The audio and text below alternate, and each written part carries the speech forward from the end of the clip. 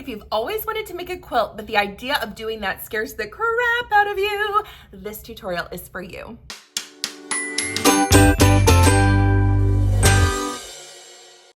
Let's talk about the 3 B's of quilting that freak people out. Binding, batting, backing, and then the one Q that freaks people out, actual quilting.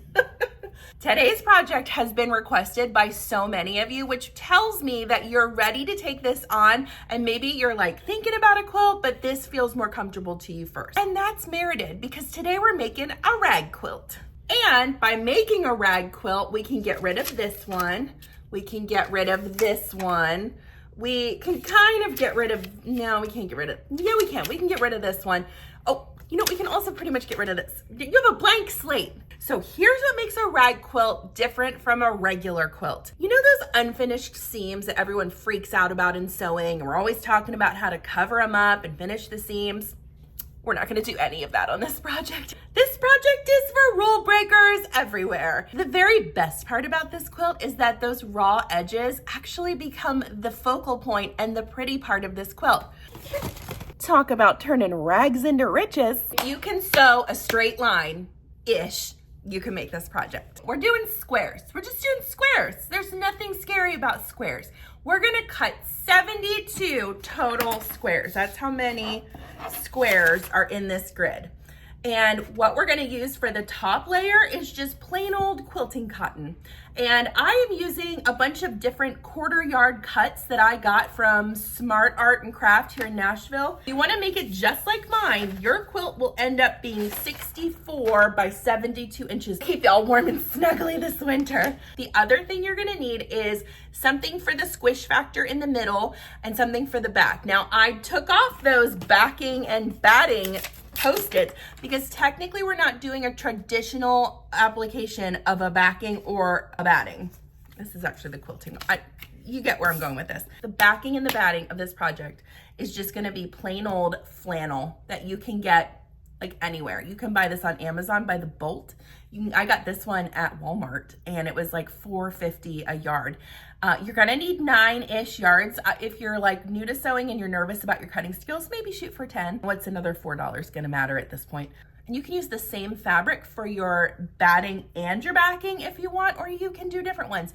The batting really isn't gonna show except in those seam lines. So if you want a little pop of color and you have an opportunity to throw one in there, maybe make your batting in the middle like bright red or bright pink if that goes with your project. For today, I'm just using this cute polka dot for everything because it's easy and because I want to. Let me show you how to cut these fabrics and then we'll just put this together. This is a fast, easy, beginner-friendly quilt. And it's gonna be a quilt when you're done. Just let me show you. So here's what we're trying to go for here. This is my quilting cotton. My squares are all cut to 8.5 inches. That includes the front piece, the batting, and the backing. 8.5 is my magic number for this project. You can use whatever number you want. It won't come out like mine in this little grid pattern with the measurements, but you know, be creative. Do what you want. If you want to use a charm pack or a layer cake, that's fine. Or if you just have a bunch of scraps, just pick a square and whatever that square is, stick with it. I'm going to start from the bottom and fold it up approximately 9 inches. That gives me a little wiggle room. 2, 3, 4, 5, 6, 7, 8, 9, okay? And then mind your selvages as well. Get those out of the way. Then I'm gonna take it, fold it, flip it, and lay it back up again. So I have doubled up my fabric twice. Why do I do it this way? Well, let me show you. This section of fabric right here is a bigger chunk and more valuable to me when I go to use my scraps for another project. If I had not done this roll-up technique, I'd be having one piece this size and one piece that size. And you can do it that way, but why would you if you can end up with a nice big chunk of fabric at the end? So I'm gonna take my rotary cutter and trim that piece off and save it for later. The next thing I'm gonna do is even up my bottom here along the grid of my cutting mat, and I'm gonna trim off enough to make these edges even Steven. So get rid of all this garbage on the side here. Okay. Now we're going for 8.5 inches. So I'm going to run this up on my mat where it's like the 8.5 line. Line that up. Go down to my 0. So I know I have 8 by 30 and then 38.5. So I'm going to cut this at 8.5 inches. Turn it. I know this is 9 inches, so I have some wiggle room, but you can just double check it too and then center it. So you cut a little bit off each side. This is just going to ensure that all of your edges will be square and pretty and perfect. Turn it. The other tool that's helpful when you're cutting these kinds of squares, and I have a 9.5 inch grid here, but these square acrylic rulers are invaluable because you can line this up. I've got it on my 8.5 inch, and you can cut them this way as well. Million different options. But what I've got now is 4 pieces of 8.5 inch square, which is great for what I'm working on. So I'm going to repeat that on this extra piece, and then I'll have a total of 8. If you're doing the math with me and you have 8 and you multiply that by 9, you get 72. So you can do 9, or like I said, if you are a little bit like iffy on your cutting skills, maybe just grab an extra half yard of something that you like, just so you don't have to go back to the fabric store. With the flannel, you need twice as many squares because we're going to put 2 per piece of 8.5 inch cotton. One is the batting, the middle, one is the backing, the back. So I'm going to measure this up just like I did the other piece, 9 inches up. Get it as even as you can. And since I've got that, I'm going to do exactly like I did before, where I grab it, fold it at the top so it comes up to the edge, and then lay it again so that all those bottom edges match up evenly. See, again, look, you have this nice larger piece of fabric. And remember, fabric is not always cut evenly, especially flannel. Flannel tends to get warped when it's being cut. So this is why squaring all of this up is so important to getting nice, accurate quilt blocks. I'm going to cut it on my 8.5 inch line. Now, if you are not comfortable with using a rotary cutter, just draw the line and cut it with your scissors. That's totally fine. You don't have to do it just like me. Check your measurements twice. We always want to measure twice, cut once. Okay, and so with that flannel, I'm going to do the exact same method, squaring it up on that 8.5 inch mark, making sure my selvages are out of the way and everything is lined up on this line. Okay, and so now you've got 4 pieces of flannel. Okay, keep cutting all these squares. This is going to take you a little while. Listen to an audiobook or do something to keep your brain busy, but just make sure you're paying attention to those square sizes because you don't want to mess up and cut like a 9.5 inch and then you'll have to go back and fix it all. It's just the whole thing. Cut 72 cotton pieces, cut 144 of the flannel, and I'll meet you back here. The next step is to make a little quilt sandwich. So we are going to take a piece of flannel for our backing and lay that pretty side down. Then you're gonna grab a piece of your other flannel, and this one can go either way because the only part that's gonna stick out is this edge. But this is still important because it's giving it the squish factor of a quilt, so it feels softer. So I'm gonna just lay mine pretty side up. Line up all your corners. Then grab your fabric that's gonna be on top. For me, it's a piece of quilting cotton. And lay that in the sandwich. Okay, so you've got 3 layers. Now we need to mark an X on this, and there's a couple different tools you can use to do this. My 2 favorite for this type of project are either a Hera marker, which when you use it will create a crease when you press down while also marking the fabric. The other tool is this super awesome chalk marking pen from Clover. And if you can see there, it's got little blades on it. And when you run it on your fabric, it creates just a tiny little chalk line that comes right out when you wash it. So either one is fine, or whatever tool makes you happy. If there's something different that you like better, that's fine too. We want a nice straight line for these X's. So I'm laying my acrylic ruler right across this corner, and I love the sound it makes. You can see the X, this fabric's a little difficult to see on, but you can see that line right there if you look closely. I can see it very well for if I was sewing this.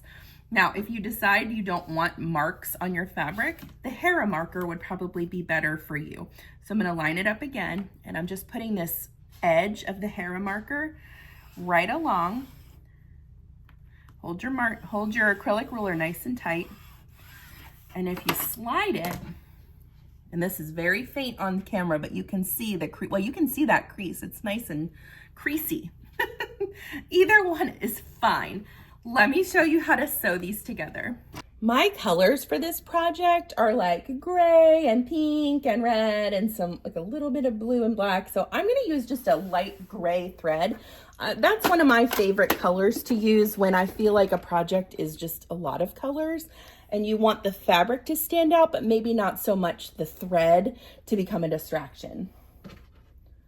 I'm gonna load this in, and I have it centered, my needle is centered, and it's my point of my square is centered right under the middle of my presser foot. And there's a notch there, and that notch is what I'm gonna keep my eye on as I sew down this line that I created with my chalk marker.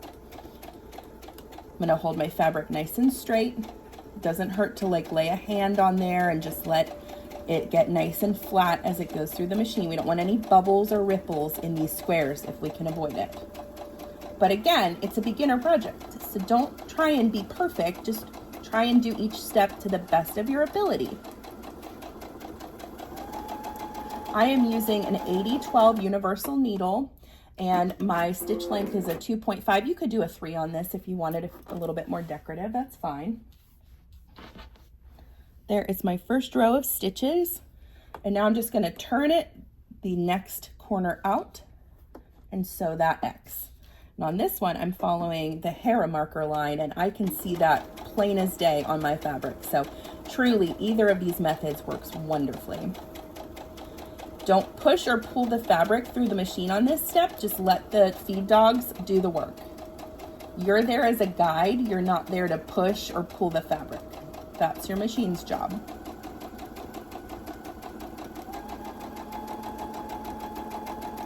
Corner to corner. And a nice X in the middle. You can see it better on this side. Okay? Repeat that on all 72 squares. You're doing a great job. Funny story, yesterday I was sewing these together, getting ready for this tutorial, and my best friend from childhood called me, and we talk every few months or so and just like catch up. And she had me laughing so hard that like some of my X's turned out super wonky because I couldn't keep going straight. My stomach was hurting. I was laughing so hard. Could I fix those? Absolutely. Am I? 100% no, because whenever I look at this quilt now, I'm going to think about our conversation and how much I adore her. So thank you, Courtney, for the laughs and the stories and for messing up my quilt. Okay, the stack is done. I've got 72 squares here. Now we have to go figure out how to lay them out. That might be the most stressful, hardest part of this project. If you want to do it in a design where it like accentuates like lines of each color, you can, or you could just do willy-nilly and just let it roll and do however you want. I think I'm gonna do just abstract, no plan. I'm gonna go lay this out and show you how I organize my squares. Okay, here's how I laid mine out. And I'm pretty happy with this. I don't have a whole lot of like touching pinks and reds. So I've taken a picture of this, and now I'm going to just take my pieces and go up. And I'm gonna label each pile with the number that it ends up in the lineup so that I don't get confused. So stack them all up, and then I'm gonna show you how to sew these together. We're almost done. Here is my first stack, and this is how we're gonna sew them together. So take your first piece and your second piece. And what feels really weird and backward about this is instead of doing pretty sides together, we want those raw edges to be sticking up on the front side of our quilt. So we're gonna do wrong sides together. Now you can clip this or pin it if you want. I want you to sew a 1/2 inch seam allowance on this, which is again, not very common when it comes to quilting. Many times with quilting, it's a 1/4 inch seam allowance, but we want there to be a nice edge here so that when you wash it, it gives you some nice rags and puffiness on the front. So line it up and just start sewing.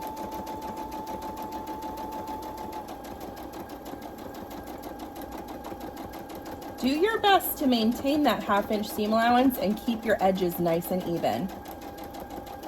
But again, it's okay if they're not. Now we're gonna work our way across the row. So I'm gonna open this up. Looks super weird, I get that. Take your next piece and put those pieces wrong side together. Sew your 1/2 inch seam again.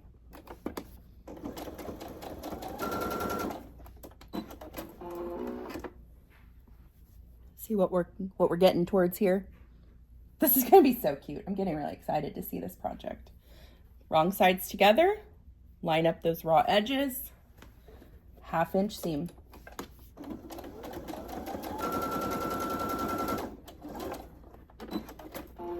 Repeat that until you have a full row.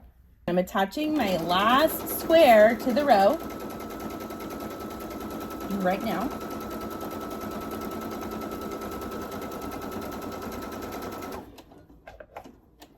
Gorgeous. Let's see what we've got. Oh, so cute. Look at that.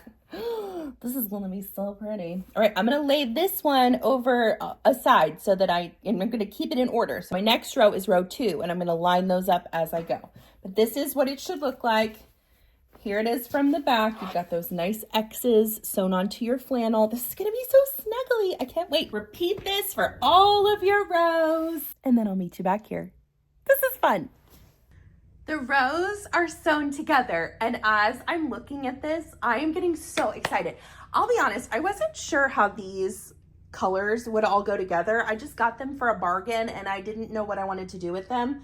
But this project, I think, is the exact thing I was supposed to do with them. We're gonna sew the rows together now to form the large size of the quilt. Take rows 1 and 2. To sew the rows together, we're doing exactly what we did to sew the squares together to make the rows. We want to put them wrong sides touching, which again, sounds weird. Match up your raw edges. And as you sew this 1/2 inch seam allowance, what I want you to think about when you get to these intersections is these are all gonna be willy-nilly and crazy. You want to flatten them out and open the seam up and sew those that way. So as you approach that, try and get these seams to match up as best you can, but they don't have to be perfect. I can already promise you that mine are not going to be perfect through this entire project. Getting those intersections to match up on a regular basis is something you'll learn over time. Right now, all I want you to focus on is getting through the rows and doing the best you can because it's a rag quilt. So once you wash this, you're not even gonna see those intersections anyway. That's what makes this such a fantastic beginner project. Let me show you how to sew this. This is where the project starts to get a little bit bulky. So lay these down, and again, you're following your 1/2 inch seam allowance. I've matched up my first 2 intersections. We're gonna start sewing straight towards it. And again, that's why we want an 80-12 needle. You could even do a 90-14 at this point if you feel like you need it. As we approach it, I'm gonna even out my edges. I'm gonna open that seam on both the top and the bottom and sew right through it.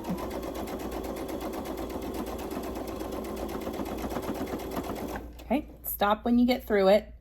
Realign those raw edges and work towards your next intersection.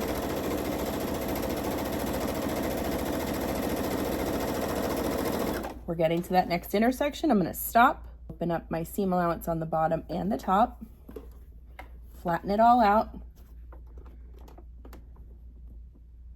and proceed.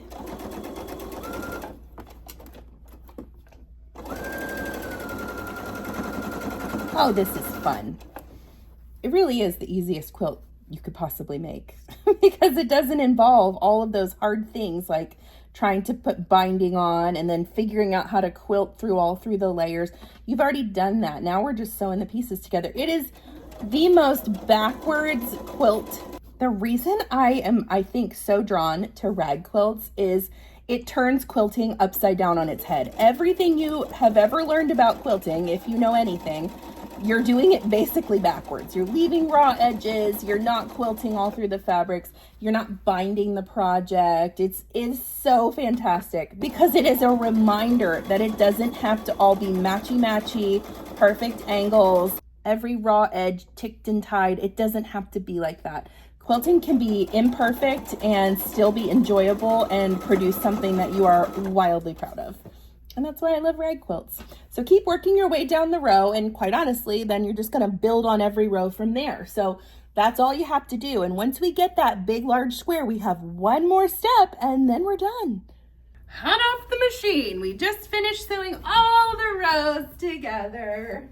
This is a nice big quilt. It's so cute too. I really like the colors. What I need you to do at this point is we are gonna sew the perimeter in a square. So we're gonna sew up each side, and when you get to the corner, turn your work and pivot, and then keep sewing. Make sure your thread and your bobbin are fully loaded and ready to go because we really would like for this to be in one fell swoop. If it's not, it's okay. Look at the back. The back is cute too.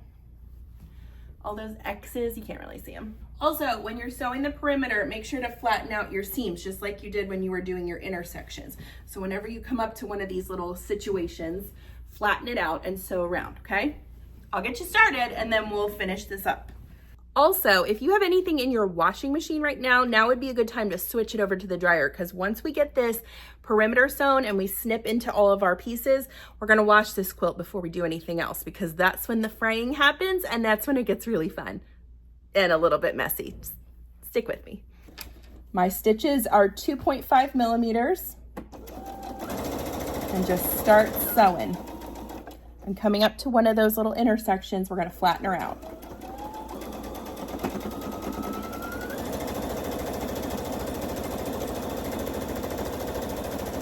When you get to your corner, stop a 1/2 inch away from the edge, lift your presser foot with the needle dropped, turn the work, and proceed. Okay, I'm at an intersection, we're flattening it out. Straight on till morning, my little sewing sweeties. Finish sewing the perimeter, finish it up with the back stitch, and I'm gonna show you the last step before we toss this pretty baby into the washing machine. There's one more thing we have to do to this rag quilt before we wash it and snuggle it. We've got to clip into all of those seam allowances that are sticking up. When you do this, it creates the rag effect where it gets all bunchy and snuggly and sweet. So I'm actually gonna use these Guggenheim Precision 2 scissors that I got. They're very tiny, but also big, but they're very sharp too. You're gonna cut every centimeter or so. And you're cutting between 1/4 inch and a little bit more than 1/4 inch, as long as you're not clipping through your threads. I'll be honest, this is my least favorite part of the rag quilt process. So a lot of times at this point, I will call somebody and talk to them on the phone and keep myself busy. Maybe I'll call my best friend again. Actually, I probably won't because then she'll make me laugh and I'll probably cut my finger off. You're gonna work your way around the perimeter. Once you do that, we need to go through all of these cross hatches. So you're just, one of the easiest ways I've found to do this is to fold that first, like whatever row it is down, so just that edge is sticking out towards you. And that way you can get a nice snip through all of it at the same time. You just need a good sharp pair of scissors to do this. Snip into everything, and then we're gonna talk through the washing process because there are some specific parts of that process that are helpful to know so that you don't destroy your washing machine and your dryer because that's not fun. I'm covered in thread, which means that we are done snipping into the rag quilt. And this is where we are now. All right, let's take this to the washer and I'm gonna tell you how to wash this. Don't ignore my advice on this. It's very important. The first go around, I want you to grab a couple towels to throw in with your quilt. That's gonna help keep the cycle even when it's trying to spin around, and that helps get all of those first rounds of fray and thread and fabric off of the quilt. So pile it in there. My washer, it likes to have things sort of around the edge. You're not gonna use any soap on this cycle. And I just do it on a warm speed wash. And if you have the option to deep fill it, go ahead and do that. That's step one. It has 1 minute to go. Longest minute ever. Finish spinning. Washing machine is dirty. Oh. It's time. Okay, so we've got towel number 1. Towel number 2. You can see things are starting to happen. And then we've got our quilty quilt. Oh, aren't you precious? Now what I would recommend is taking this outside and giving it a good shake. Yeah, you see that? It's a lot of stuff. Okay, once it's shaken, not stirred, we're gonna throw this back in the laundry again. I know, just bear with me. We're almost there. Throw it back in with your towels. This time we're doing soap. So I use all free and clear. And then I also like a little bit of this fancy Buff City soap. Probably should measure it, but whatever. Okay, we're running it again. Speed wash, warm with a deep fill if you can get the water up. Okay. See you soon. Second wash cycle is done. Much better now. It's starting to get nice and raggy. I'm gonna take this out to the yard again, shake it out one more time, and then we're gonna put it in the dryer. When you throw this in the dryer, make sure, oh, I've got stuff in the dryer. Hold please. First step when you dry this is make sure your lint trap is completely cleaned out. Then toss it in. Might as well toss those towels in too. Let's just dry it all. I'm drying this on a normal cycle with regular heat. Now, I'm sure there will be some people who get up in arms in the comments because people seem to have a lot of thoughts when it comes to laundry and how it is done. Here's the thing. If you don't like the way that I'm washing my quilt and drying it, then you don't have to do it that way. You wash and dry it however pleases your pretty little heart. This is just how I'm gonna do mine. 2 things I need you to do though during this drying cycle. Right now that is set for 58 minutes. I'm gonna set a timer on my watch for about 20 minutes from now, and I'm going to check on this and clean out that lint drawer. You're not gonna have to do this every time you wash this rag quilt, but on this initial wash, we're getting some of that stuff off. And so in order to keep your dryer running well and keep it from being a fire hazard, clean out that lint at least once during the cycle. Personally, I don't recommend that you run your dryer when you're not at home anyway, but don't leave the house when especially something like this is in the dryer because we just wanna be super careful. So I'm gonna go do a little bit of sewing. I'm gonna check on this in 20 minutes and then I'll show you the final result once we get it all dried and super cute. See you in we're up to 59 minutes. We're going up, not down.